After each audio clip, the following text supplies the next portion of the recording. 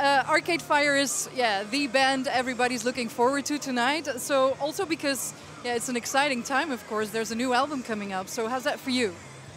It's great. Originally, the record was supposed to come out in September, and the band really wanted it to come out sooner. So that's kind of always been our struggle, is we finish something and we just want to get it out as soon as possible. So it feels exciting to the band. Like, we can't wait for people to hear the whole record. You always dive deep to make something special. So how deep was the dive this time? It's insane for us making a record. It's like, I feel like we spend as much effort and time on almost every aspect of making a record than a lot of people. Every detail is important. It's just the only way we really know how to do it. Okay. The flute song, let's say, is co-produced by Thomas Bangalter from Daft Punk. How did that collaboration actually come about?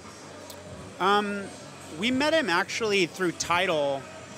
Like when Tidal first launched, we kind of liked the idea of a bunch of artists actually getting together and trying to find some sort of solution for streaming. So we actually, it was just like we had like dinner around a table at Beyonce and Jay's house, and we met Thomas, and it was like really like pretty crazy. It was like Madonna, Kanye, the Daft Punk. It was a pretty incredible group of artists just to talk to. Tim, our bass player, met Thomas at an earlier thing, and then it was just very easy to talk to him. Regina's French, and even though our music doesn't sound similar, I think that we both care a lot about the details, like the really small details in music and production. So we just kind of connected on a musical and kind of philosophical level. It's the first time, correct me if I'm wrong, I think that a song is based around a sample in your songs, or not? Well, it's actually not a sample. It was played live. Originally, we were kind of working on it as a demo to a sample, but then we met the son of the original artist, and he plays the same instrument. So it's actually not a sample. Like, he played the entire thing, and most of the sound of the instrument is actually his voice. So the flute is actually just one note. So it's him singing and his voice bouncing off the one note of the flute. It's pretty ingenious. On the last album, on Reflector, we heard David Bowie. We all know he passed away last year. How much of a shock was that to you? I was a baby when John Lennon was killed, but for me, like, Bowie passing it's something that you don't really think about in advance, and I think it took a lot of people by surprise. Like, it just kind of was really moving to millions and millions of people, just because his art touched so many people. You did a very nice thing. You had a tribute parade in New Orleans for him after he passed away. Well, the parade was interesting because it's very traditional in New Orleans. When a musician dies, people will parade for them.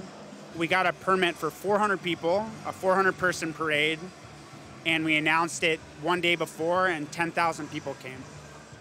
And completely shut down. All of downtown New Orleans was completely shut down. People came with their kids and dogs wearing Bowie makeup, and we just had like a 6-piece brass band for 10,000 people. So, like, imagine this number of people with no amplification, just brass instruments. And it was the most beautiful tribute. We just paraded and people followed us. And then we ended up back at a club, set up a sound system, played David Bowie songs till midnight. And the cops were trying to get there. And I could see the police lights coming from like a mile down through the French Quarter. And it was like disco lights, like kind of people were dancing around the cop car. The cop finally gets there, walks up to the balcony, and was just like, guys, you have no permit. He was super nice. He was just like, you have to stop playing music now. We're like, okay. But it's like, New Orleans always has such a place in my heart for that. It's like, there's a great respect for music and art. And it just felt like the least of what David Bowie deserved in tribute, you know? Okay. We'll have fun tonight, have fun on stage, say hello to the rest of the band, and we'll be all there watching you tonight. So enjoy the concert tonight. Thank you. Yeah, merci. Thank you.